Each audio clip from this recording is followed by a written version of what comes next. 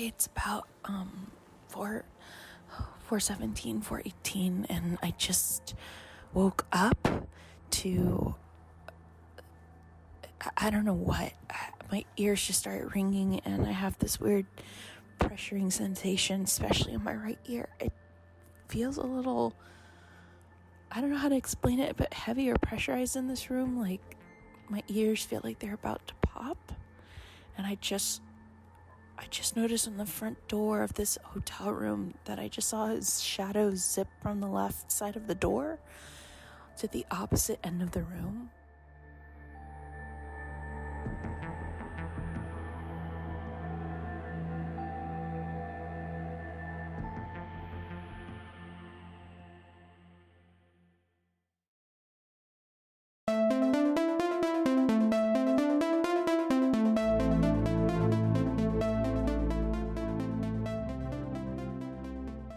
On today's episode of Hollyweird Paranormal, we travel to Old Town San Diego as we stay the night at the haunted Cosmopolitan Hotel.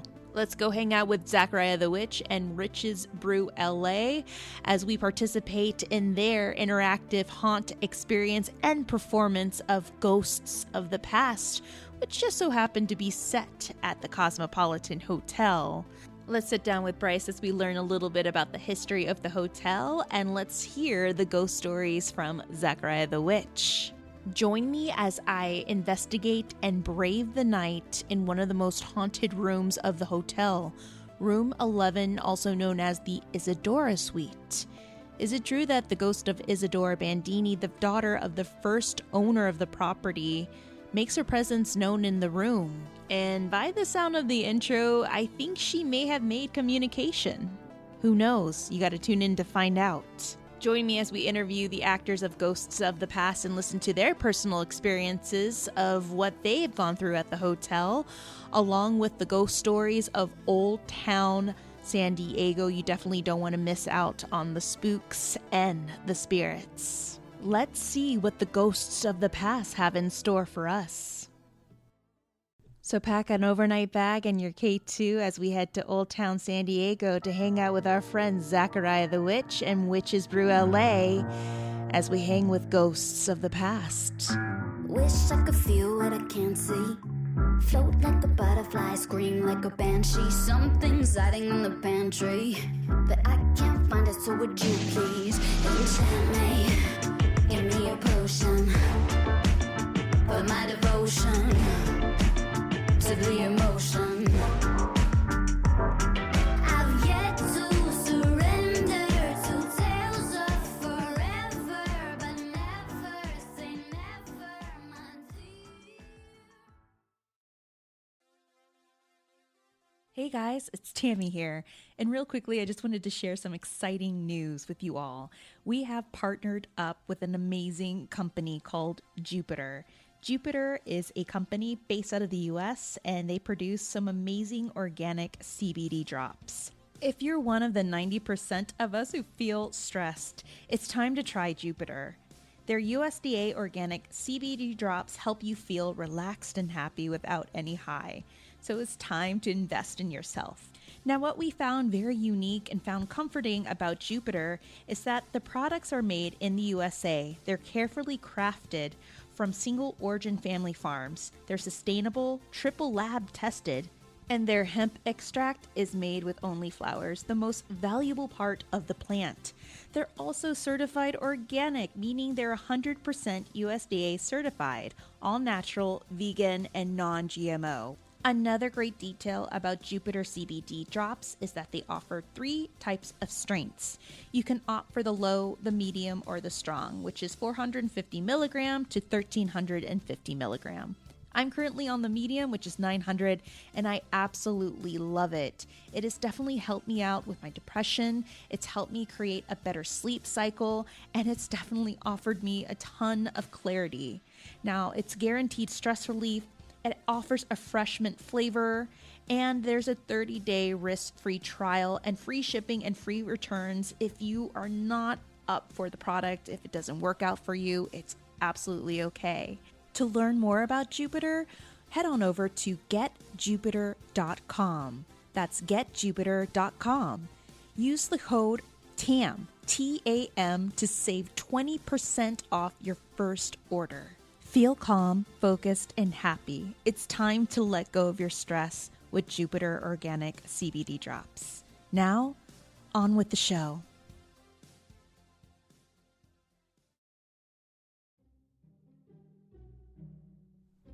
Hey guys, just as a side note, these recordings were conducted on October the 18th through the 19th of 2020 in Old Town San Diego at the Cosmopolitan Hotel. Now, these were interviews that I collected and performances I collected as well. I wanted to record in real time, so please disregard any outside noise pollution. This is kind of like a documentary-based interview and podcast episode. The performances and haunt experiences were written and produced by Zachariah the Witch and Witches Brew LA for Ghosts of the Past, which was a socially distanced event and haunt experience. For more information on the event Ghosts of the Past, please feel free to go to www.witchesbrewla.com for more info, or their Instagram at witchesbrewla. They do have another event set for the weekend of Halloween at the Haunted Heritage Square. And as another side note, no spooks and spirits were injured during this performance. Now, let's get Hollyweird.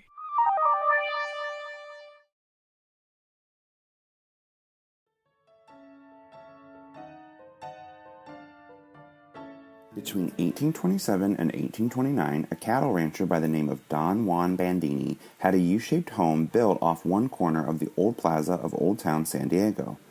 Compared to most of the other modest adobes, Casa de Bandini was a grand mansion and the social center of town. The rooms had thick, insulating adobe walls. The ceilings were covered on the insides with heavy muslin to trap insects, dirt, and straw that fell from the thatch roof. Construction of the casa was a colossal undertaking. It contains an estimated 10,000 adobe bricks weighing as much as 60 pounds each. The heavy labor was most likely performed by Christianized Indians hired from the local mission. We also call those slaves, but sure.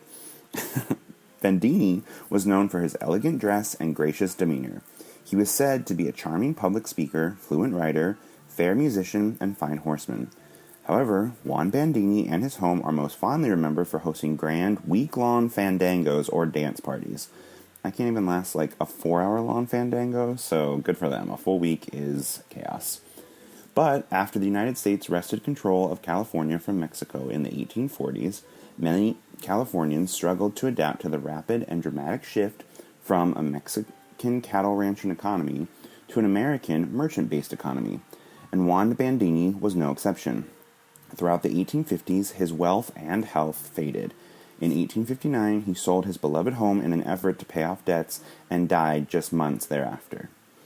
In 1869, American stagecoach operator Albert Seeley purchased the dilapidated home for $2,000 in gold coin with plans to build a stagecoach stop and a hotel. His wife, Emily, had recently inherited $8,000, which is like $1 billion in 2020 currency, but okay. And she used this to build a second story, which was modeled in a Greek revival theme.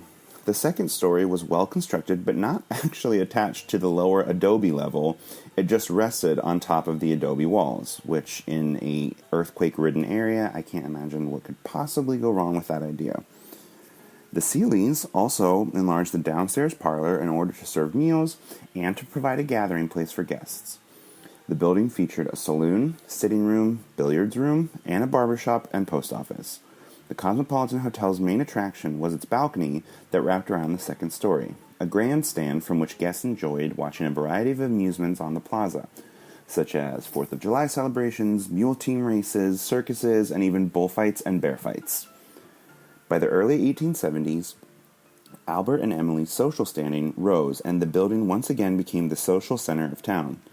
The room was the scene of galas, balls, dances, raffles, family reunions, and weddings. As the railroad spread, Seeley's stagecoach operation gradually became obsolete. A tragic fire on the opposite side of the plaza sealed Old Town's fate. The social, political, and cultural center of San Diego shifted from Old Town to the newly established New Town, which, again, not super original names, but okay. The gas lamp quarter of today's downtown. Sealy sold the building in 1888, and it once again fell into disrepair. In 1928, Don Juan Bandini's grandson, Cave J. Couts Jr., love the name Cave, bought the property in order to restore it as a memorial to his mother, Isadora Bandini de Couts. By 1930, the building was wired for electricity and gas. Cave J. Couts Jr. renaming the building as the Myanmar Hotel and Restaurant, or the Miramar, sorry, that is me culturally appropriating words. In 1945, James H. and Nora Cardwell purchased the Bandini property. During the 1950s, their son Frank renovated the building into an upscale tourist motel. The Cosmopolitan reopened for business as a hotel and a restaurant on July 21, 2010, after massive restorations to revitalize it to its original 1870s grandeur. By August of 2011, owner Joseph Muyeso had sold a majority of ownership over to Catherine Miller. In July of 2013, the Cosmo was taken over by Old Town Family Hospitality Corporation owner and president Chuck Ross, who also operates 2 restaurants in Old Town San Diego State Historic Park, Casa de Reyes and Barra Barra Saloon.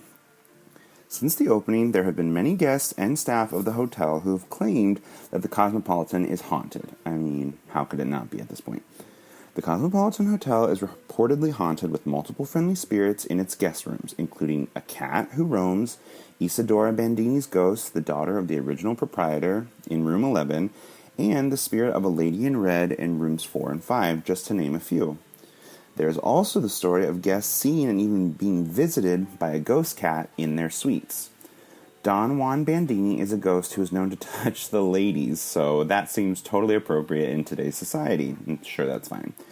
I can't believe y'all are spending the night in room 11, so good luck to you and to Zachariah. I will be resting comfortably here in my non-haunted bedroom. Love y'all.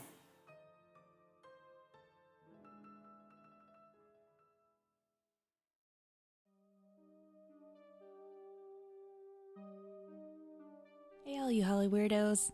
Let's pack up my car and head on over to Old Town San Diego. It's Sunday, October 18th, and the time is 1:30. I'm a little nervous about attending this event, considering what I found out about the hotel room I'm about to stay in. A little backstory about this trip. A couple of days ago, Zachariah the Witch, our friend, and our past guest and head witch had contacted me and had asked me if I was interested in staying the night at the infamous Cosmopolitan Hotel for his performance and production of Ghosts of the Past that he had written and co-produced with Witches Brew LA. And what was so interesting about this event is the fact that it was a socially distanced event and it was going to be a haunt experience. It was also going to be a performance that collaborated with the history attached to the Cosmopolitan Hotel, which I found very fascinating. And anything that comes out of the mind of Zachariah the Witch and Witches Brew LA is frightfully brilliant. Unfortunately, Bryce couldn't join me on this trip, and I'm sure some of you guys are thinking, he's scared, he's so scared. Actually, he really wanted to join, but unfortunately, someone at his job had contracted COVID, and he had to be in quarantine for a couple of weeks, so we didn't want to take any risks whatsoever. Now, my worries for Bryce, my co-host, my buddy, would soon be overlapped by a text message that I would receive from Zachariah the day before my trip. As I was going over my equipment and the clothes that I was going to pack for the next day, I get a text message on my phone.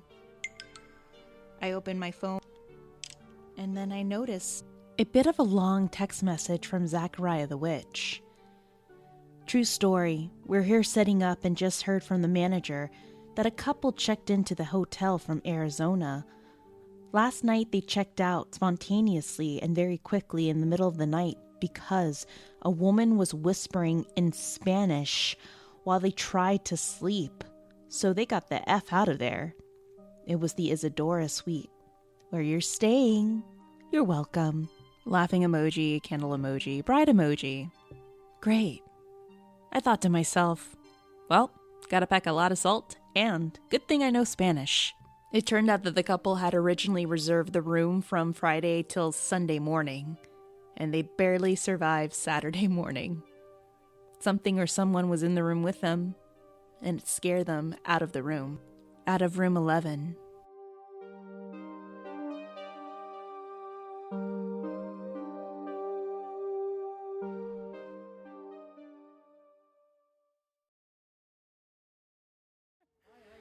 Hi, you're Jean?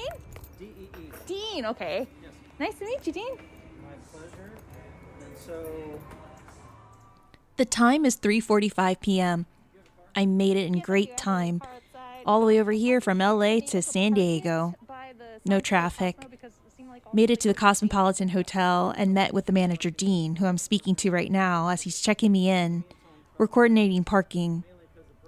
Parking's a little tricky around Old Town San Diego, actually the entire city of San Diego. But back in the 1800s, I'm sure that wasn't a problem. Dean proceeds to check me in and hand me over the keys to the gate and also my room, along with directions on how to get to my room. And then I ask him the $1,000,000 question. Do you know if the couple there survived last night? they came and picked him up this morning. I don't know which hospital it was, but... So a little backstory. My friend Michelle actually nabbed the room for Saturday night.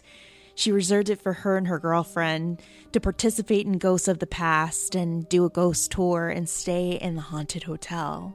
She noticed in a post that I made on Instagram that I'll be staying there Sunday. I asked her if she had any stories connected to the room, and respectfully she said, no, I'd rather you go and experience, which I'm all about. But then she did mention to me one story, based on her text message. Basically, we unpacked everything in the room. We went out to go get our friends close by to hang out before the event. Before we left, we set up a camera in the corner of our chair and a mic.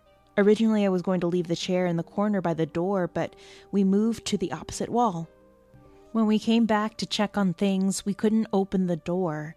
Christine, my 5'9" girlfriend, went to open the door and there was a ton of resistance. She said like someone was pushing back. Originally, I thought it was the chair, but I was like, no, it's not. We didn't leave it there.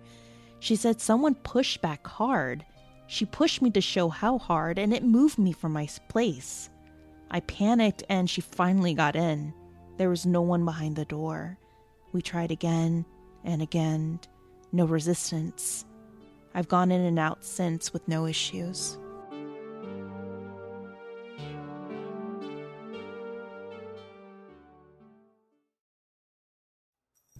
So I just finally made it to the room and I'm opening up the door. Kind of nervous to see what's behind the door, if there's any resistance. So I just made it inside the Isadora room. And it's very nice and cool. Cute and cozy. There is a closet that is locked. I have a chair and a table on my right here. Everything looks pretty clean, very old-fashioned, very put together. Hola, yo soy Tammie. Now it's time to introduce myself to whatever's in that room and establishing my boundaries. Mire, yo tengo mucho respeto para ti. Yo quiero que tú tienes respeto para mí. Set my things down right here. I still have to go grab my bag. Oh, can I go outside? Oh, okay. I thought that was an entrance to a patio, but everything looks really cool. I'm really digging the shower. After I give myself a little tour of the room, I begin to unwind, get adjusted, and start to unpack a little bit. I finally get a text message from Zachariah the Witch to meet him downstairs outside in the patio. And then we begin our tour inside the hotel. It's really exciting because we have full access to this entire building. But not only does Zachariah give me the tour and a little history lesson of the property, but he also includes a lot of haunted history. I believe that this is the original dining room because these are original adobe walls with the beams, and then nothing has been built over it. Right. And there's a photo of a young lady. She was sitting like here, facing through this doorway. And the portrait is in that spot, and right in between that like wooden beam and the portrait is the side profile of a guy like walking, and his head is blurry, and he has a pinstripe suit on, much like that. See the stripes on it? Yeah. Oh my God. Like dark complexion, dark hair, so just like Mr. Bandini. just like him. And he loves the ladies, apparently. His eyes will follow you. A lot of women will feel looking right at me. their hair be touched. But he was a charmer. He had 3 daughters, you know. Yeah. He bought up this land. He built his U-shaped home. And then Mr. Seeley and his wife, about 50 years later, saw that this place was in disrepair because Bandini died of an illness shortly after he paid off debt by selling this property. Yeah. They bought it up and they made it 2 stories. Right. So now it's the Cosmopolitan. But, I mean, the activity is just nonstop. And because That's what I keep on hearing. Because And we've been talking about them so much, because so many people are, like, this hotel's booked 100%. So there's so much energy charged. And then these fucking walls, you know. yeah. Well, the walls have gone through so much, you know. The Seeleys put the wallpaper, they kind of Americanized it. But I was told, too, that the Seeleys had a son that committed suicide here in one of the rooms. So Yeah. There's a room where people also feel like they know it's not a person, and there's a cat. There's ghost photos of a cat. Yeah. A white cat. that one is I heard that one is the top one that people feel and sense. I actually felt something by my feet last night. It got really cold. And I actually shut my AC off on purpose to see what would happen. Well. And I felt cold around my feet, like it was curling up by my feet. Well, I put my Eddie on, and it went from a 72.5 to when I was like sitting in bed 63.5. This room though, like this, walking through here, people always hear footsteps. Like if they're outside that door, they're like, I could have sworn I saw somebody walk by the door. I'm wondering if a lot of the flooring was original. I heard that Wood absorbs a lot. Yeah, 80% of what they found in restoration was a part of the adobe. Yeah. So. Mm-hmm. And so the original corner of the adobe, I guess, because it was U-shaped. Yeah. This is the view. I think it was like right over there, because there's a plaque over there that states like where the original piece was that was collapsing that they had to repair. Oh wow. So, yeah. How's your suite? My suite is very cold. Okay. I feel anxious, and I don't know if it's because of my nerves. Yeah. But the girls that were staying there, I know them, and they were like, yeah, we're staying in your room. Mm-hmm. And she was telling me, she's actually pretty sensitive. They're like, we're not going to tell you anything, but one thing we're going to tell you is we had one interesting thing happen. Okay. So they checked in, they walked into the room, they checked out, they went out, they went to go meet with some friends around here, and then they were getting back, and they're trying to open the door. Yeah. And it felt like someone was, like, preventing them from coming in, like they were pushing the door against them. So... yeah, it was very, very interesting. Yeah. And we have another screw in front of our door. Oh, tell her the story. Uh-oh. Come closer. Oh, come closer. I'm recording it for... This is Marzia. She's playing Dahlia Reese. Oh, hi. We run into Marzia, one of the performers of Ghost of the Past. She's been staying in the hotel for a couple of days, and she's already had experiences and activity occur inside her room. Let's listen to him. Tell me what happened. Tell me what you experienced. So the first night we stayed here in the morning, we found a tiny little screw right at the entrance of our door, like when you step in. And I know it wasn't there because I walk barefoot in like flip-flops. Right. I was like, what? My husband found it. He's like, what is this? I was like, weird. And then again this morning, we found a tiny little screw. Another one. Oh my gosh. Yeah. And the light in the bathroom right now when I was trying to do my hair, it went off. And then I took it off and I tightened the light bulb thinking, okay, it'll work again. I turned it on, it worked. Then again, it went off. Whoa. So there's definitely something going on in our room. What do you think the significance of a tiny screw is? I kept it this time because he tossed the other one. Oh. I don't really, like, for me, it's not really the significance. It's like, take notice of something. Yeah. Like, we want to let you know that we know that you know we're here. You know. Got you. Because sometimes I think about it this way: if you're not sensitive or akin to tuning it in, they're gonna find ways to communicate with you. Like he says he has bad dreams about like spirits. Wow. So it's easier for them to communicate through dreams. Maybe they're not actually trying to scare him, but they're just like trying to talk to you. Yeah. That was one thing I kind of read when I was researching the history. Just brought up what the first thing that I read was people's dreams. Yeah. And I guess the main figure is either a young man or a younger woman. And when you get closer to her, she just kind of ages as you get closer to her, apparently, and that's it. It's the dream. Which is odd because in the haunt experience, on the projector on the stairwell, No. there's a visage of a woman that we project on the wall, and she goes from being young and she's holding a candle to turning into an old hag. Oh my god. So there's a lot of this. That's the thing too, as being the writer of the show. There's been some very strange synchronicities without really. I didn't explore the ghost stories. I explored the history. Yeah. So when I wrote the stories, I made up my own stories about ghosts, and it's odd how parallel they all are with the things that people have said that they've experienced. Right. It's really fucking fascinating, actually.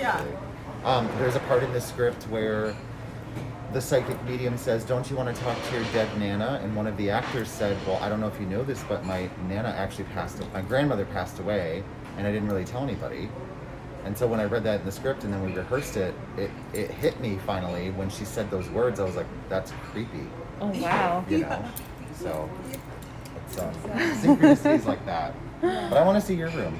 Oh, okay. Let's go into Yeah. my room. What room are you staying in? I'm in room 8. Oh, okay. Yeah, we Is can it- actually go up that way and stop by hers. And I'll show you mine and then we can check out yours. Okay. And I'll show you this room. So as we're walking, Zachariah, you could tell me what inspired you to write this piece here, especially at this location. Jacqueline actually chose the location. Okay. And I had never heard of this hotel. I've never been to Me San neither. Diego. I've only known the Whaley House down the street. Right, and so I thought when she was like San Diego, I was like, oh, it's gonna be like the Whaley House or one of the like smaller homes. But she's like, no, there's a hotel there, and I was like, no way. And I looked it up, and I thought, oh my god. And then I started researching the history of what's happened here. This was the first city that made California. Yeah, that So is true. Writing the story, what I found wow. was what really inspired me to write this story is the fact that we're kind of repeating history in present day. There's a connection between Spanish influenza and the current COVID-19 pandemic. Yes, Eerie, creepy, parallel worlds, you know? It's like we've overlapped our history. absolutely. So as I wrote this story, there's some characters that represent like archetypes of people who don't give a shit about health and safety, people who are classist, people who are chaotic and messy, you know? But we're also tying in just the rich history of this building and how many people and souls have come through here. Yes. And the things that we're forgetting and that we're trying to ignore, which is why it's called Ghosts of the Past, because they still exist. Oh, absolutely. So that's a lot of my inspiration. So this was there in the morning. Oh, so that was it. Yeah, and then he threw it away, and then this morning again, we found another one Take a like picture. this. And I was like, what the heck? Okay. Jeez. Yeah, you know, this one I kept. I just put it right here. And we looked up, we're like, well, did it fall from somewhere? We're like looking at the door. Did That's it? very strange. That is very odd. It's like, And wherever that come The from. second one, yeah. And a bobby pin actually went missing. What is the bobby pin? I literally like looped it through here, 2 of them. uh-huh. And I hung it here. And it's in gone. the morning, one of them was gone. And I looked everywhere. I took all So, this off. in my windowsill, I found a bobby pin shoved under my window. So I don't know if it's Wow. yours, Probably. but it's odd that there's a bobby pin in my closed window. As we leave Marcia's room, we head on over to Zachariah's room, which is 4-5, and that's infamous haunted suites. It's 2 rooms turned into one, and it was the Sealy suite. Like this. Yeah, I mean, you got the sun setting on the corner of the building. You've got actually, we'll go in the actual. Okay. So you're in the 4-5. And Mrs. Seeley has really made her presence known in here to me. I actually felt when the first night's show was over, I was kind of emotional because it was a little rough because you got to iron out all the kinks in your first night's show. I know the first night show is never smooth. Yeah, Very and rare it I is. came in here and I was by myself and I said, "What did you think?" And I immediately felt comforted.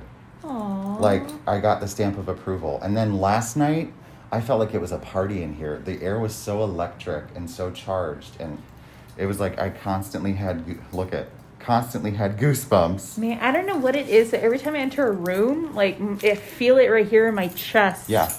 So this is Tammie. Hi, She just wants to know about the history here and I'm here. saying hello. This bed was one of the original beds. It used to just be a queen. I read there's a legend. Mhm. It's just a legend that is Miss Seeley on the bedpost. Is that true? You know, I don't know. I feel a connection to it. I feel like I even, touched it. And I was like, I made this bed today. I got new bedding and new sheets. And I put the little petals. And I was like, I'm going to make it I want to make it feel nice for you. No, it does. It feels very different in this room compared to my room. Like, I still feel a pull in my chest. Stuff around and made it feel more Look at you. Yeah.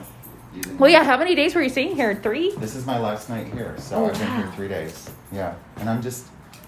My brother was here. He flew in from Ohio. Oh, I saw that. And he stayed here, and he said that when he was in the bathroom, he heard somebody knock on the door. Oh, my God. Wait, in this room? In this room. Oh, my God. They knocked on the bathroom door.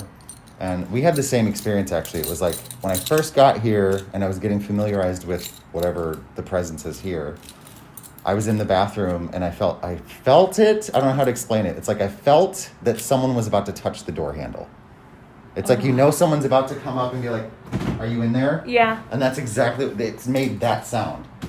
Like that. Oh, my God. That is pretty so I'm aggressive. Sitting there. It didn't feel aggressive, though. It was more just like they were letting me know that we're acknowledging each other. Do you feel like a lot of the activity that has been occurring here is just mainly to let people know, hey, we're here? Yes. And the more we've talked about them, the more things have happened. Like there was a ladder that got knocked over in the haunt area when they were setting it up. People saw it happen. I don't know who. I can't remember.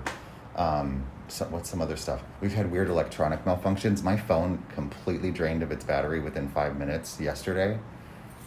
It was weird. Yeah, I had to run up here and charge it. Yeah, I had to run up here and charge it. I just bought that light. It's LED. I've already had to recharge it. Well, yeah, that's sign of spirit. I mean, that's definitely a sign of spirit right there. And the more bodies you have in here, the more people are talking. And look at that necklace is moving. It's hanging right there. Hi. It's moving. Hello. Thank you. I actually really like the spirits here. Oh, I'm really happy to hear. I already made my presence known to whoever or whatever's in Isadora's room, but I want to know. Like, that's the one thing I want to know, because not a lot of people are 100% sure that is Isadora. Because Isadora didn't die here. She died somewhere else. Mm-hmm. And apparently the woman that they see here, they believe it's Isadora, but it could be Miss Seeley. Who knows? Yes. Let's go check out your room. Let's go to my room. I want to know what you feel in there. I feel like it's very active because it's closer to the mechanical room. Okay. So there's more electrically. Yes. And with more electricity, it could be a magnet to other things. We head to my room, and I make that assumption that maybe the cause of a lot of this energy by Isadora's room is brought about by the mechanical room. Sometimes electricity could be a major conductor. And the heavy rotation of guests and tourists coming in and out of this building could be another one as well, along with this performance that has been occurring from Friday on till Sunday. I keep on seeing something right here, but I'm thinking it's the reflection. It was the reflection of this window. Oh, what is this? This doesn't go anywhere? It goes outside, yeah. But I believe there's a parking lot right next to here. I wonder what this was. Yeah, I know. But yeah, the bathroom's it's very large and ample. Do you have one of these toilets in your bathroom too? With the pull chain? Yeah. Yeah, I do. They've tried to keep it original to how it like that.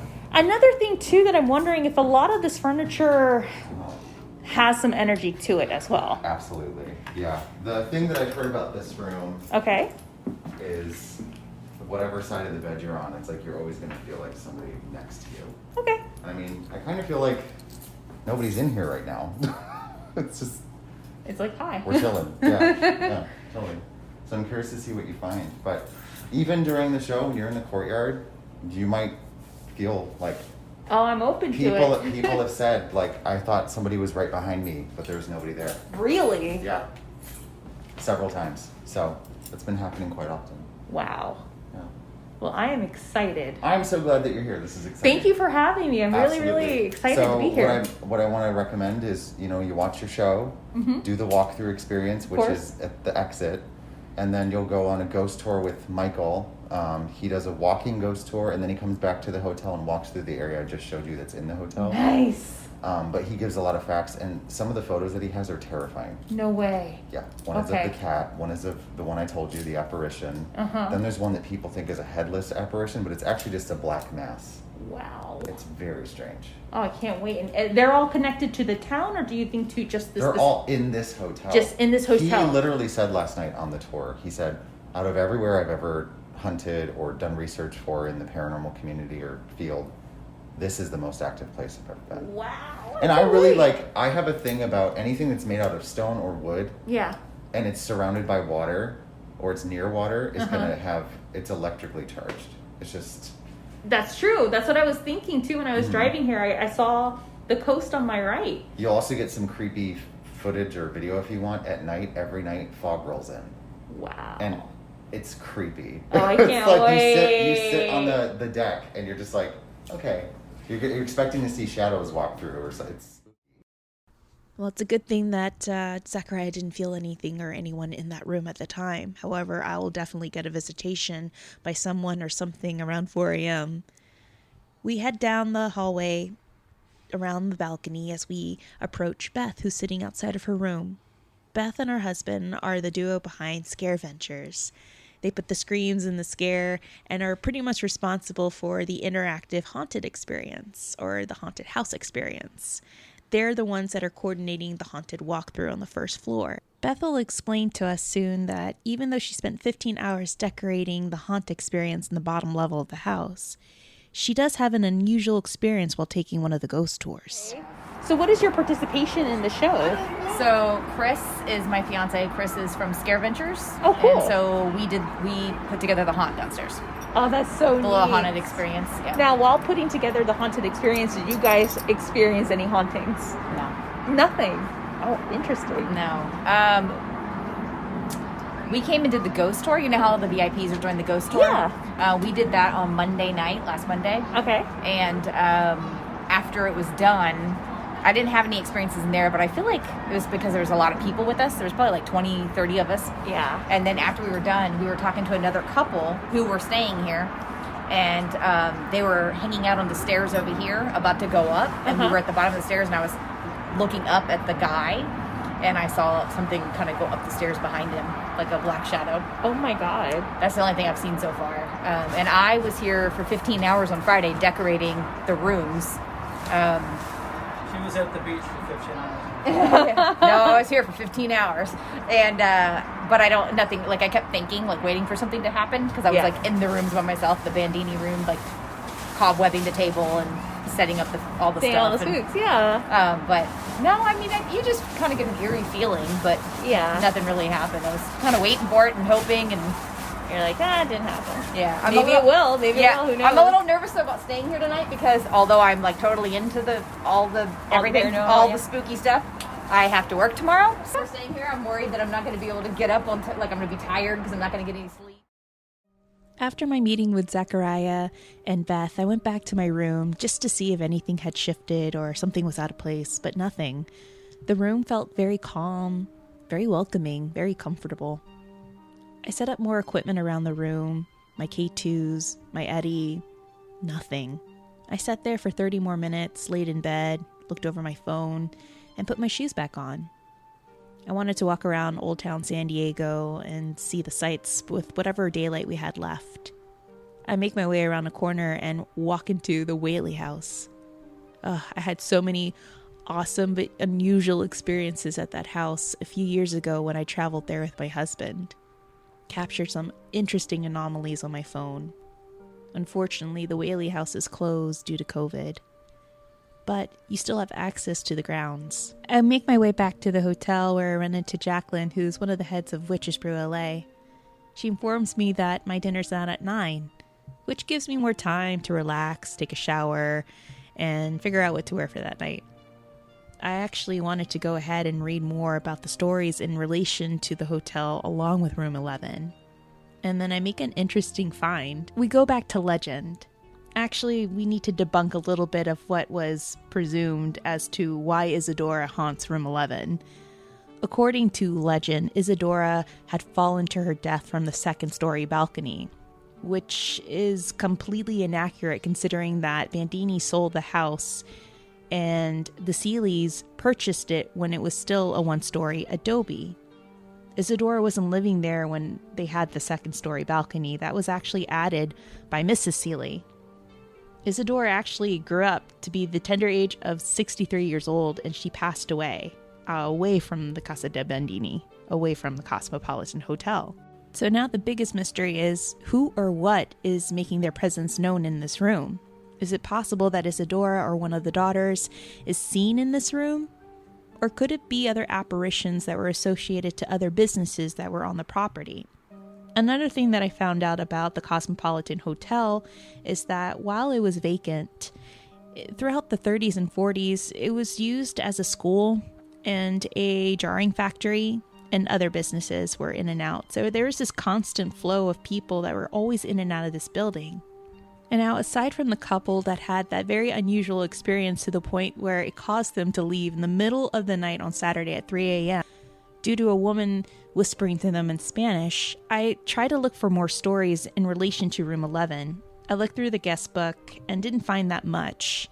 Just a couple of stories of shadows in the room, hearing things move on their own while one's sleeping, even feeling the sensation of someone sitting next to you in bed or laying down with you in bed.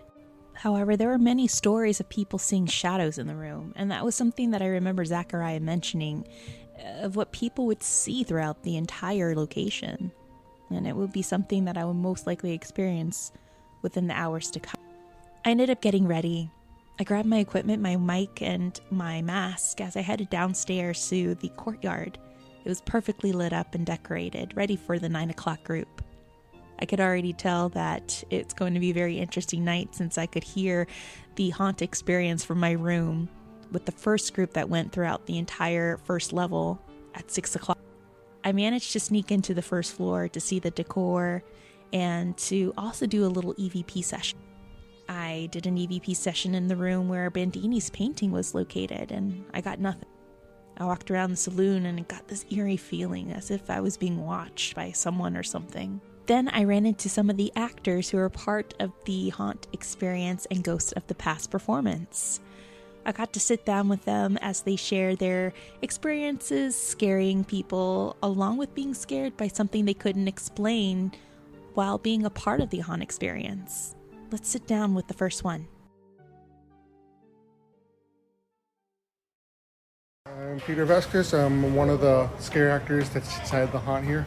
Really? How long have you been a scare actor? For a very long time, since I was a young little kid. No way! Mm-hmm. So you've been scaring people since you were young? Yeah. Nothing scares you yet? No. Has anything ever happened to you while you're scaring people that you couldn't explain? Yeah, I also work at the Queen Mary for their haunt, Dog Harbor, so... Stop it. Mm-hmm.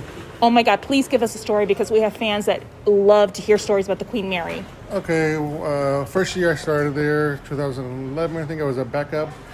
I was working in the ship, and I forgot where I was, and I almost fell down the stairs, and somebody pulled me back and stopped me from falling down the stairs. Oh my God, no way. Yeah. Other crazy things is one year we were in the pool area, and I took a picture, and I have 2 spirits in there. I had the spirit say, "Get the F out of here," and then the little girl say, "I didn't do nothing wrong." Oh my God. Mm-hmm. How many people you think are going to be coming in and out of here? You think it's going to be a packed house again? The way it is they have their dinner show. Then after they're done with all that, they go through the maze and then the exit, and that's their event, their experience here. Have you scared anyone to the point where they had to run out and leave the hotel? Not yet, but they have run. I have them screaming a lot, crying. Well, thank you so much for talking with me. So tell me, what's your name and what's your part in this little scare maze that we're about to enter shortly?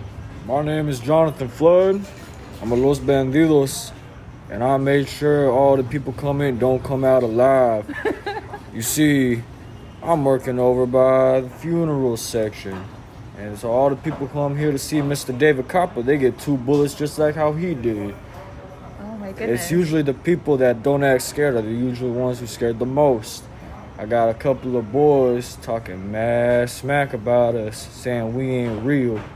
They came to see me, they screaming like little girls running away, running on top of each other, trying to escape for their lives. Now, while you're scaring other people, have you been scared a little bit by something that you couldn't explain here? I believe I can. Okay. I was doing my routine performances, hopping in and out of the bushes, and one of the workers came up and started dancing with me. That did caught me off guard, but I felt some other eyes, not just people, watching us during the performance. Like they were almost on the rafters, looking down at us on the balcony. Oh, wow. Now, have you scared someone here so bad that they left crying or running out of the building? Oh, they tried, but I didn't let them. I wasn't done with them yet. Once I was done with them, then I let them leave. Oh, wow. Well, I'm certainly a little scared right now. You are looking very intimidating.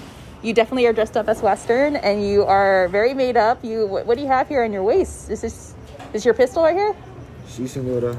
Oh. Es mi pistola. He's ready. And he's looking for some victims, guys, for another one of the wakes that are about to happen here. Well, thank you so much for talking with me. Thank you for interviewing me. Yeah, of course. I much appreciate it.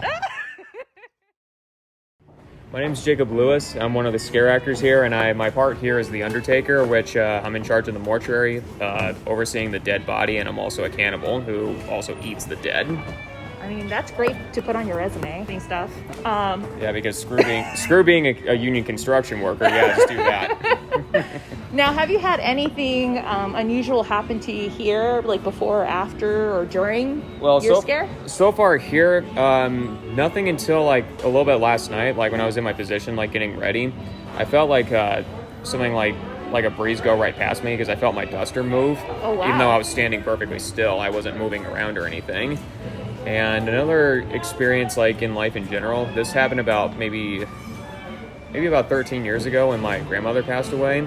I ended up flying back to Ohio for her funeral, and we stayed at her house because her husband at the time was still around.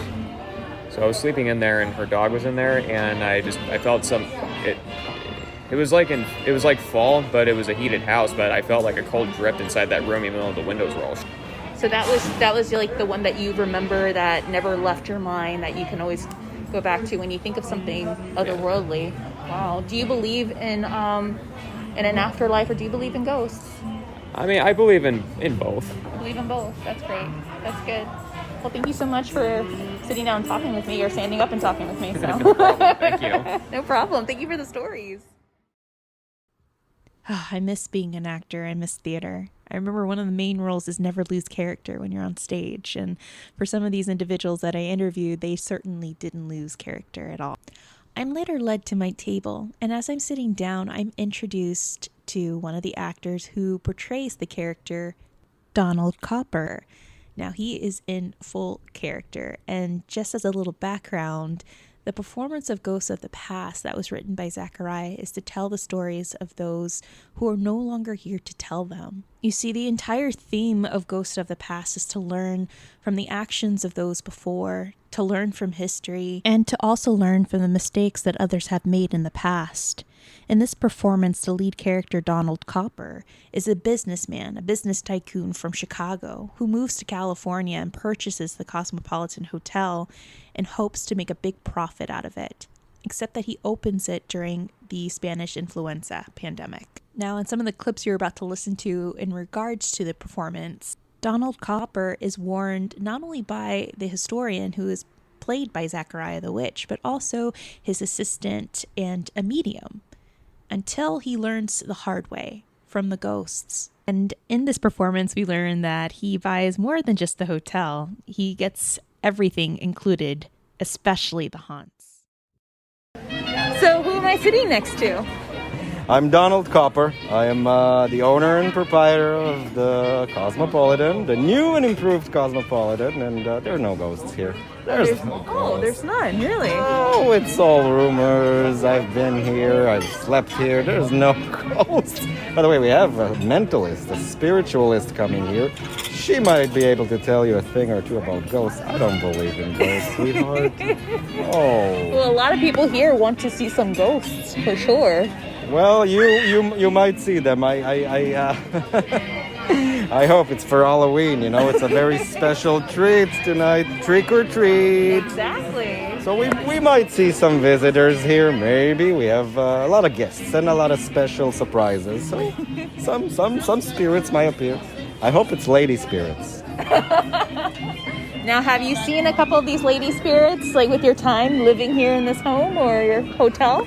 I gotta say, no, I'm sorry. I heard things. I mean, the staff is talking. The staff says they've seen things. They felt things. I don't believe in that. I'm from Chicago. We don't believe in those things. Whoa, Chicago is a pretty haunted town, though. You've never had an experience in Chicago? We're business people, sweetheart. We don't deal with the spiritual world. No.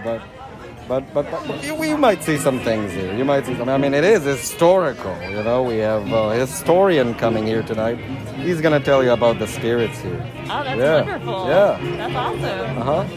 Well, what do you think is going to be the turnout of this night? I heard we're going to go through this maze. What do you think we're going to expect? Oh, that is the saloon. Oh, the saloon, really? We have a special saloon there. You can see, the little chapel that we have in there. And, yeah, there's all kinds of surprises there, but no ghosts. No ghosts? Okay, I hold you to that. I'll hold you to it. Well, you can come see me later and tell me if you saw something, if you feel something. I don't know. Well, thank you so much for sitting down and chatting with me. So after my meeting with Donald Cooper, I sit down and begin to have dinner. It's actually really good. Salad and a nice little steak. Food's great. The company's actually wonderful, along with the performance that is about to begin. I'm noticing that the scare actors are actually walking around the grounds. They're walking around the balcony. They're interacting with the guests, kind of scaring the guests. The whole purpose of tonight's event. And as I'm sitting there eating, we are introduced to the historian, who is played by Zachariah the Witch, as he starts to talk about the history in the performance and what the performance entails. Next story. Does anybody know about the history of this part of town? Any of the outlaws? Anybody got a name comes to mind? Yes, Yankee Jim. You know your history. Yankee Jim was kind of a dick, not gonna lie. He harassed this town over and over again until the public, not the authorities, the public had enough of him. So what did they do? They dragged him. Dragged him what? Sorry. I had a little bit of codeine earlier. Anyway, they dragged him out into the street, strung him up by his neck, and he was hung until he was dead, along with his 6 companions that he traveled with on the railway, robbing people. So, social justice, pretty good. Here. So, this building has seen a lot of changes. The facade has pretty much stayed the same due to Mr. Albert Seeley. A lot of the parties have been the same. And as a historian, that's what I find odd. Every owner of this property, of every building that's been here, has tried to maintain this idea of public gatherings, large parties, entertaining people with money. It was never really about community, it was about impressions. Right, Mr. Copper? Here. So, we found a lot of repetition, a lot of parallels. It's also pretty interesting that there were circuses that came through here. There were bear and bullfights that came through here. Bear and bullfights? I swear to God, Michael, there must be a beat between your ears. Just 1 second. Okay. So we had a lot of things that happened over the course of time. We had a lot of enriching history. But as California became California, and we shoved out the indigenous people, we shoved out the native people of Mexico, and we decided to just say, this is ours now. Right, Mr. Copper? It fell into disrepair again. The corner of this building actually collapsed after about 30 years after Mr. Seeley couldn't maintain it, neither could his son. His son committed suicide. And maybe you'll see his ghost walking around. But I also want to point out, it's only 1919. Just last year, we escaped with our lives from the Spanish influenza pandemic. I mean, that's why we're still wearing these, right? That's why we have to be cautious. That's why we have to maintain our distance. But it's quite interesting to me that every owner and every proprietor of this space has gone through some type of hardship or has gone through some type of lesson that they continue to not learn. I mean, it's fairly recent that this city was rocked. There was only 60,000 people living here and over 400 people died. That is a huge margin for our time. We lived the prime of our lives here. You know, Mr. Copper, I could rest assured I could tell you there's some souls down at the cemetery nearby here that would want you to live the types of lives that they now do not get to live. While you sip your cocktails and you eat your nice, fine, exquisite meals. And you forget about all the things that have happened here, all the buildings that have been built over, All of the buildings that have burnt down, all of the merchants that lost work, all of the families without housing, all of the people without jobs. Freeloaders! You call them freeloaders. Some of them were soldiers who fought for your rights and your civil liberties. Some of them were people who came here from other countries seeking refuge. And what do we do to them? We shoved them in factories and gave them shitty jobs. Or what is it you said? You got them off the street and you put them in your kitchen? Rehabilitation. Right, rehabilitation. So what I just want to tell you as the historian here is, I'm not trying to make this a downer, but reality and the facts are the facts. Please learn from the history of this property, from the oldest city in the state of California, the first city in California. Learn from the ghosts of the past. Do not allow history to repeat itself. I thank you for your time. Thank you for listening. Thank you. Thank you.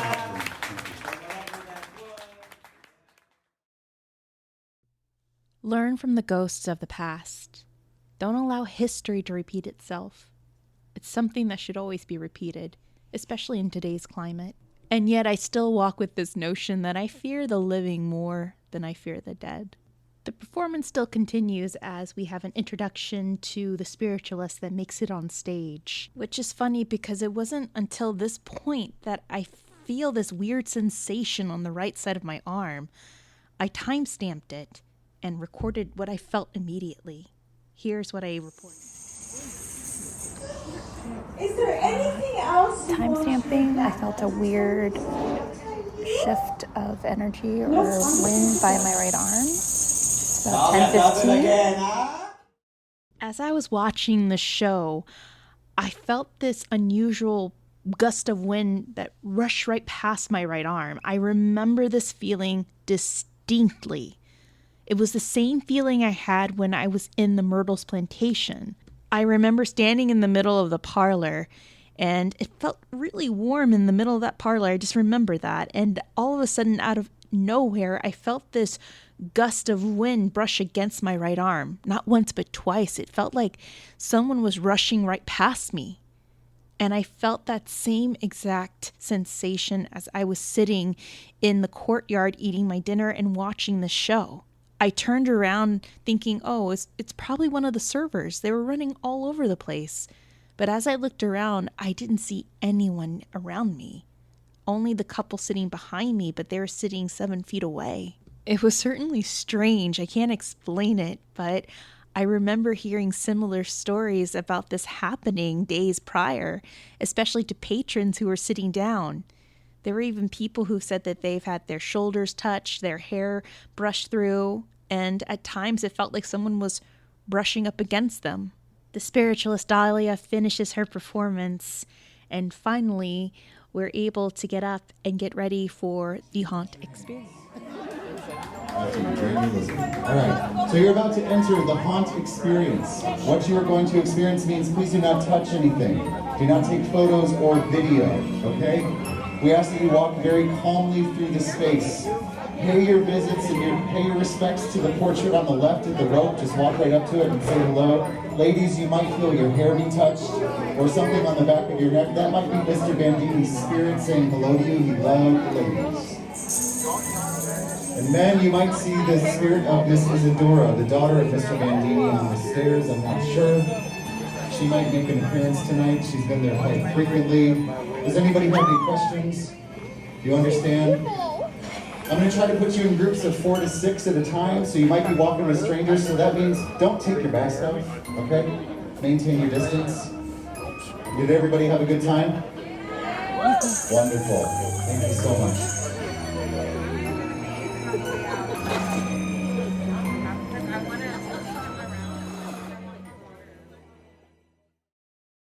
Now here's where things get very, very odd, and this has happened to me once before in a very active place. As I was trying to retrieve the rest of the audio of the haunted experience and the tour of Old Town San Diego with Michael Lynn, who heads those tours, I remember that the audio was recording. I remember seeing it record. I remember seeing the red blinking light that says record. and trying to retrieve the audio and the playback, it would not play back for some reason. Right when I hit the haunted experience, the audio just is completely silent. It is played.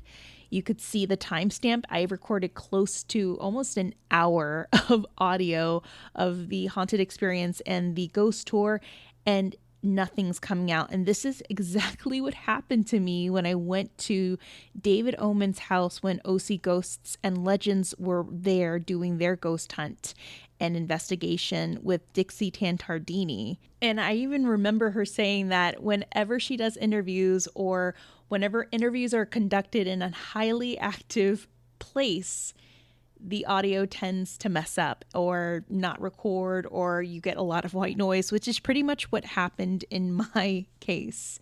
So what I can do pretty much is to go over just a couple of the famous stops that Michael Lynn took us around Old Town San Diego up until the moment that I woke up in my room at 4:15. So I guess we could go ahead and start with those stories right now.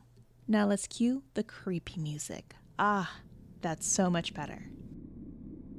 So the first stop of our ghost tour with Michael Lynn is actually right across the street from the Cosmopolitan Hotel.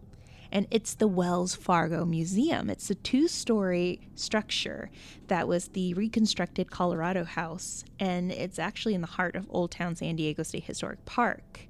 And it was known to be San Diego's first 2-story hotel. It actually has the original stagecoach, and it also carries a variety of Wells Fargo's memorabilia that dates back to the 1800s, along with other collectibles and apparel. Now, according to Michael, the structure actually holds a lot of activity, and patrons on his ghost tours have, in real time, witnessed an apparition of an old woman standing on the second floor window of the Wells Fargo building, or an apparition of a man that's standing next to the stagecoach. At times, they're usually captured on camera, but those are the 2 main apparitions that are commonly seen at the structure. Now, they don't know if it's related to the structure itself or maybe some of the items inside the museum, since the museum does hold a lot of vintage and antique items, the stagecoach definitely being one of them. And that's something I always wondered too, and I've asked Michael on the tour, do you think a lot of these places in Old Town San Diego that try to live up to, I guess, the era or the look of Old Town, they carry a lot of antique items and furniture within these structures, especially the Cosmopolitan? And he believes that those things could harbor a lot of energy and attachments. So finally we make our way to the Whaley house. I was actually excited for this stop.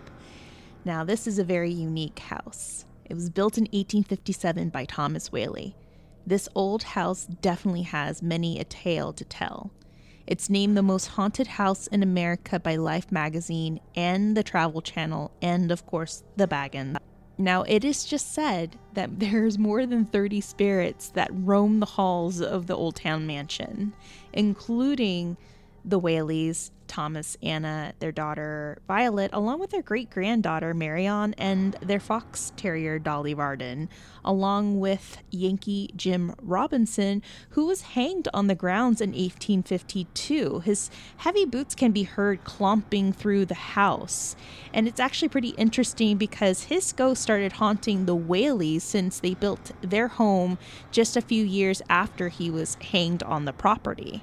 Now, I've had personal experiences, my husband has experiences while taking the haunted tour at the Whaley house when it was opened, and we had collected a series of images of anomalies and orbs, things that we cannot explain, but the house certainly has a mind and a life of its own. To me, it is the biggest ghost of the past. Now, if you think that that's where all the spooks and the ghost stories stop, then you're wrong. It just keeps on getting more and more creepy, we make our way to El Campo Santo Cemetery, which is a very unique cemetery and one of the oldest in San Diego, of course. Now, this cemetery was built back in 1849 and it was used all the way up till 1880, and it's literally just a few blocks away from the Whaley House. It was founded as a Catholic cemetery, and today only 477 of the original graves are still visible, and it is said that the burial ground is only a fraction of what it used to be. And here we go again with the theme echoing in my mind of ghosts of the past as I'm listening to the history of El Campo Santo Cemetery. All seemed well until the city began to grow and the needs of the living seemed to supersede the respect for the dead. So when the people in San Diego saw a need for more roads, several graves were removed and relocated, and a horse-drawn streetcar line was constructed that ran right through the cemetery. And then later, the same streetcar line became a modern road. Many graves were just paved over, leaving the souls of the dead trapped underneath this road. Now, what began to happen next is the reason paranormal experts have continuously investigated El Campo Santo Cemetery, especially Michael Lynn. Now, according to Michael, residents and business owners in the surrounding areas of the cemetery have reported witnessing disturbing poltergeist events. Inexplicable electrical outages, lights going on and off, and appliances and alarm systems going off for no reason at all. Could it possibly the spirits of those whose bodies were so grossly disrespected crying out? Now, visitors to the area have also been spooked by their car alarms going off or being unable to start their vehicles when they park in the lot in front of the graveyard.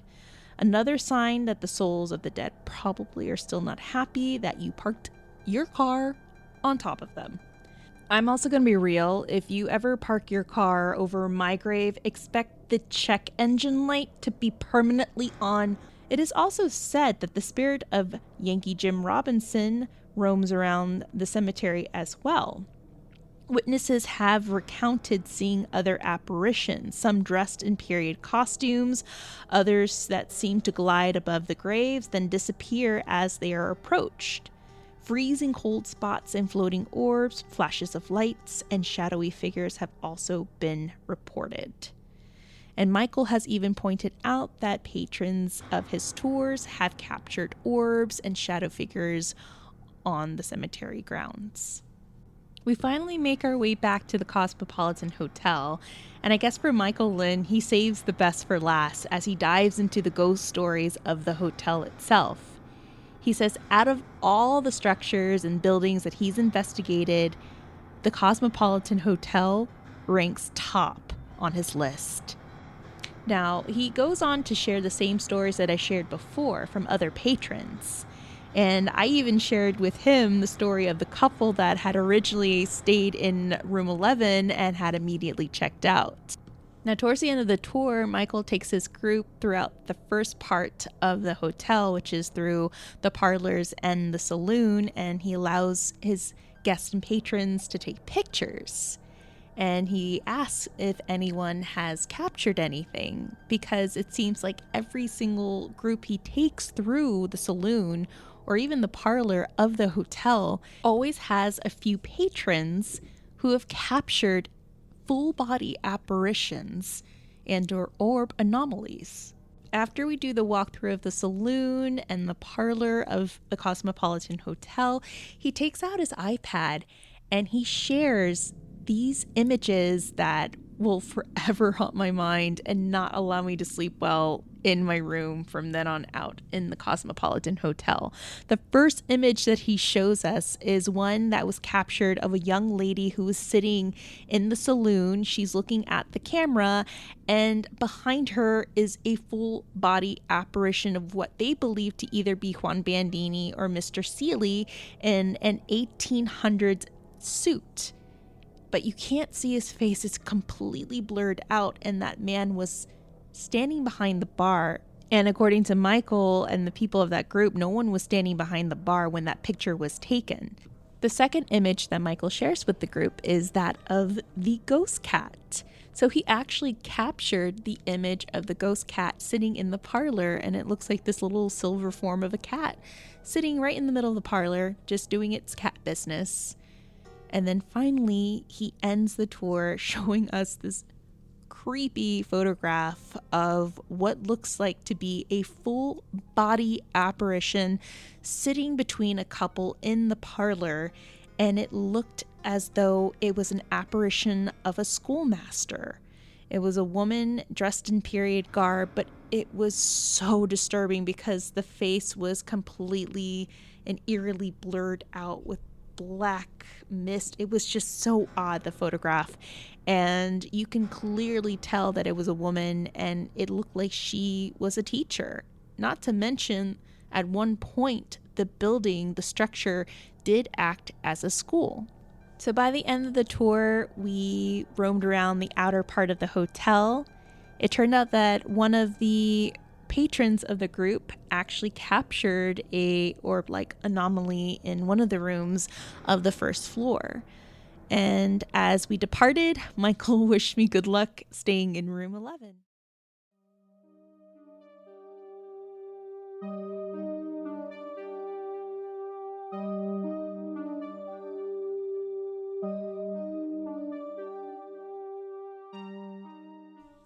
The time is already 1 a.m.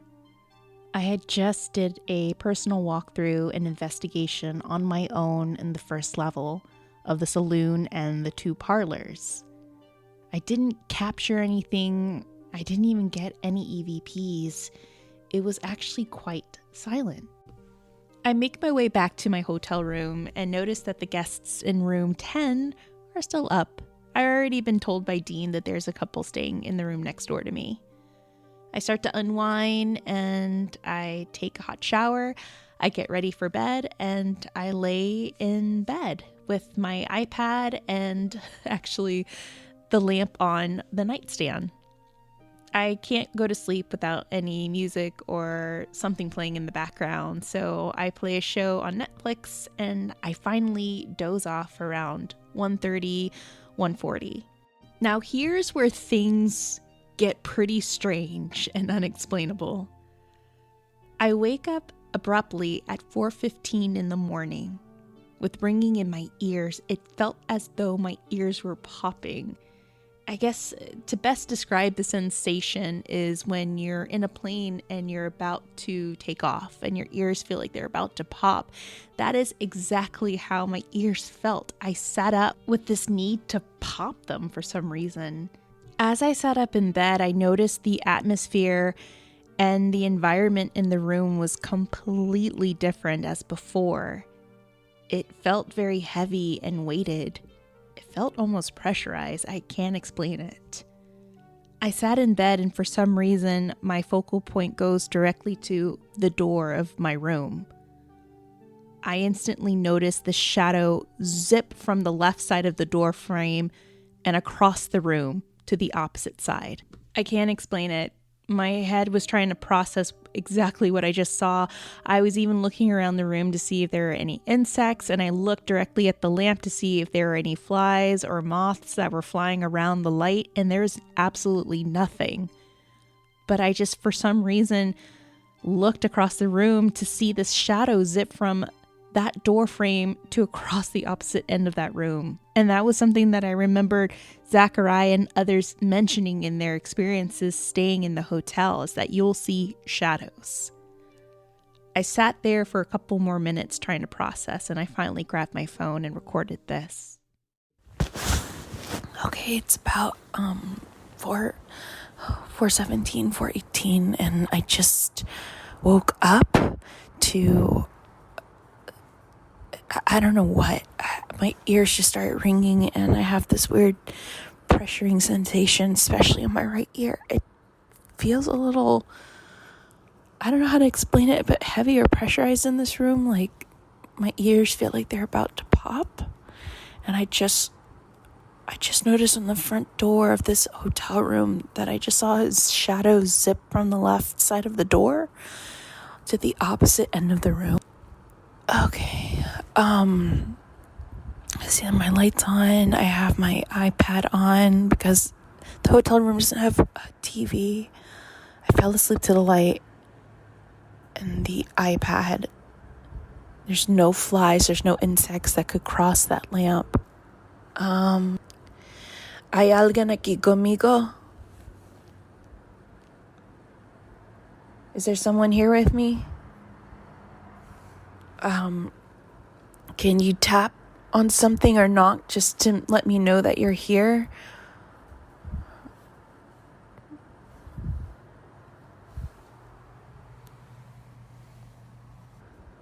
Isadora, if that's you, thank you. You woke me up from a very deep sleep.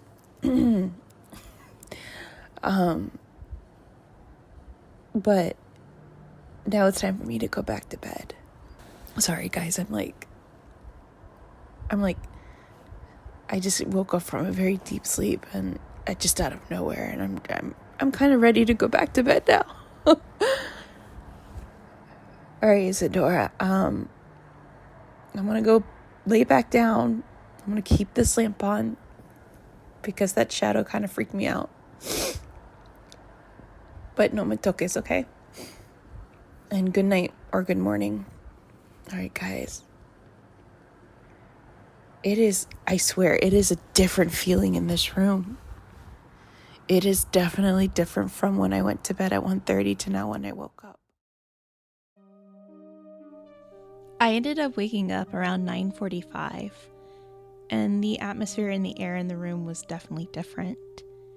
In the recording, you can hear the AC going off in the background, so sorry for that white noise. But definitely the pressure and the atmosphere in that room at 4:15, 4:20 was definitely different. I can't explain how that shadow manifested in that room, but it definitely shook me that night, but not to the point where it would make me get up and leave in the middle of the night. However, when I went back to sleep, I had this very unusual dream, and I shared this dream with Zachariah. It was very brief. It was very quick. I dreamt that we were all in the saloon having a good time, drinking, laughing, just everyone who participated in ghosts of the past. And sitting in the middle of the saloon was Juan Bandini himself. And then I woke up. Who knows? Maybe it's just my mind playing tricks on me, or maybe it was Juan himself trying to say hello in my dreams. As I was laying in bed, I opened up my phone and opened up my messages on Instagram and noticed that Michelle, who had stayed in the same room Saturday night, had messaged me with her experiences. And they certainly gave me a ton of goosebumps. Now, according to Michelle, during her overnight, she did bring her cat with her. Now, according to her message, the cat kept running into the bathroom and crying. This was about from 2:30 to 4:30 in the morning. I finally shut the door and she could cry in the corner by the front door. We were really freaked out by that time in the morning, so we just started recording. I've yet to review, but we talked a bit to whoever might be there. I'll let you know if we hear things. We will review the recordings tonight, just some of it. However, the EMF meter at this time spiked super high and then died and never came back on. Christine used it earlier with no readings. We did go for a walk around with the cat too. I just had to get out of the room. It was so heavy in the back area, yeah? Weirdly, Christine, who normally cannot function without 8 hours of sleep, was up at 2:32 and wanted to go out walking. She's never like that. She says she's still skeptical, but she also said that she was wide awake.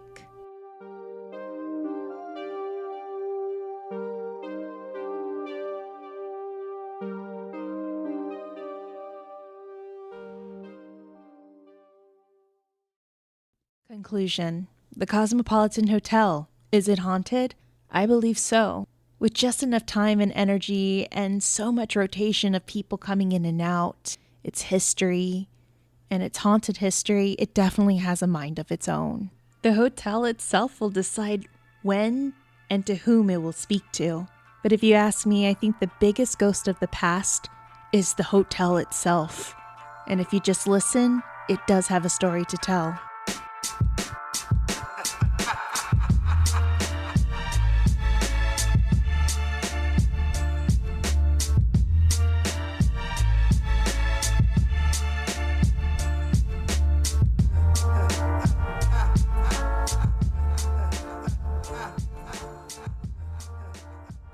This has been episode 70 of Ghosts of the Past with Zachariah the Witch and Witches Brew LA.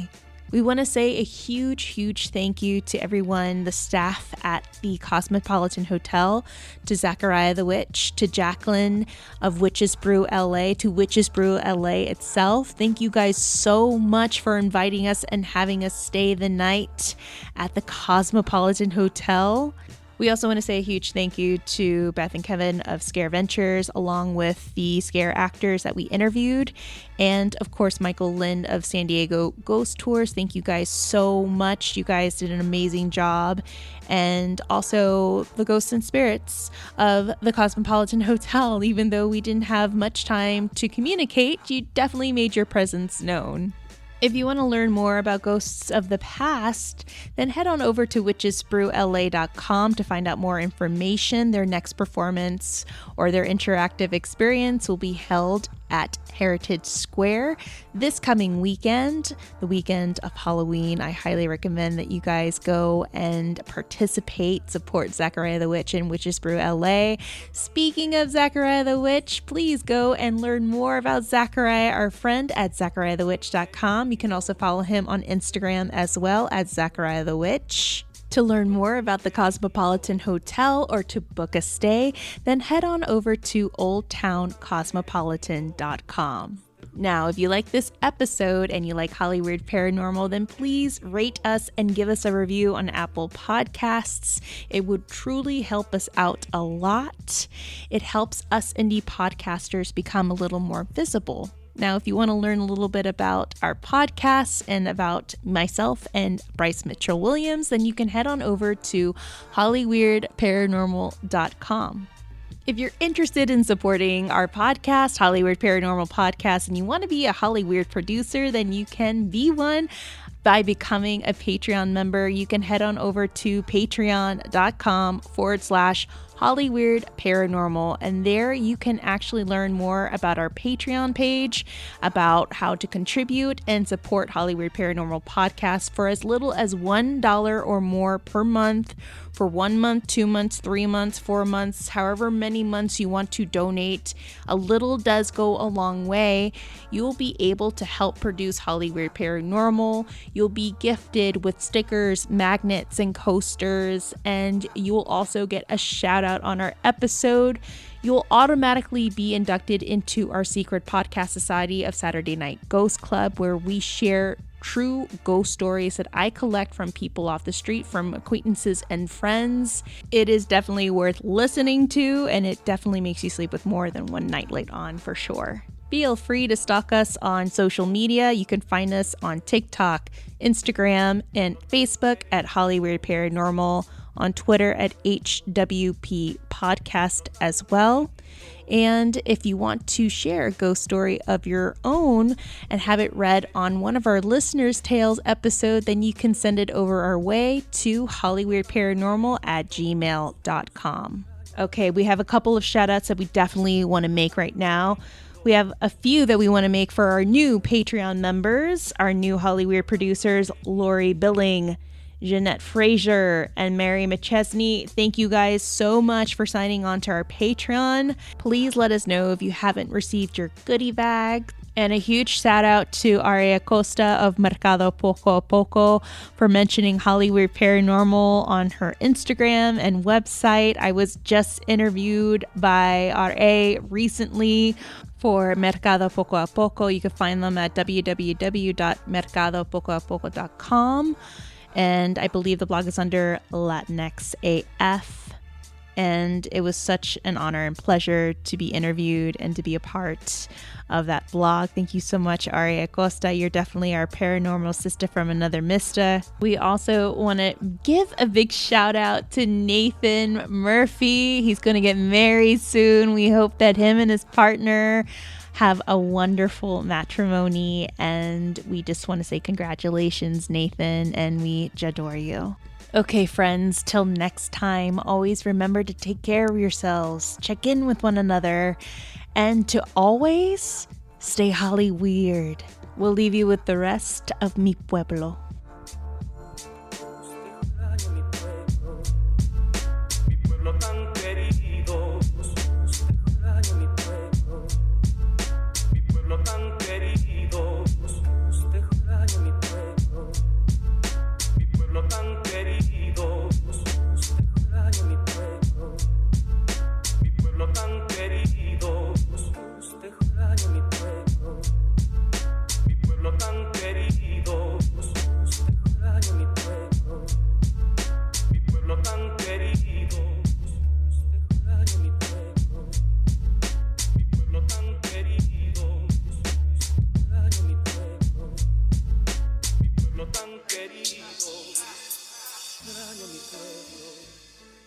Mi pueblo tan querido, extraño mi pueblo tan querido.